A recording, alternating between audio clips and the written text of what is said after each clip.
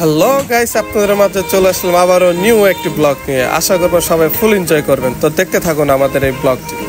আমাদের বিয়ের বয়স প্রায় আজ 6 মাস, আর এই 6 মাস পর বউকে নিয়ে প্রথম ঘুরতে যাচ্ছি খালামনির বাসায়। আর আমার বউ নাকি কখনো ট্রেনে ওঠেনি, তাই তার জন্য কিনে ফেললাম ট্রেনে 2টি সিট। এবং আমাদের যাত্রাপথের স্টেশনগুলো এত সুন্দর ছিল যা আমাদের মুগ্ধ করে দেয়। এবং ব্রাহ্মণবাড়িয়া স্টেশনে যাওয়ার পর এখান থেকে ইন্ডিয়ার বর্ডার দেখা যাচ্ছিল, এত সুন্দর, অসাধারণ। এবং ট্রেন থেকে নেমেই আমরা একটি টেসলায় চড়ে বসলাম, আর টেসলাটি উড়োজাহাজের মতো আমাদেরকে খালামনির বাসা দিকে নিয়ে যাচ্ছিল।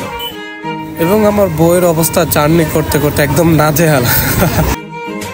পরের দিন সকালবেলা আমরা উঠে খালামনির বাসার আশেপাশ প্রকৃতিগুলো দেখতে লাগলাম। এত সুন্দর পরিবেশ ছিল।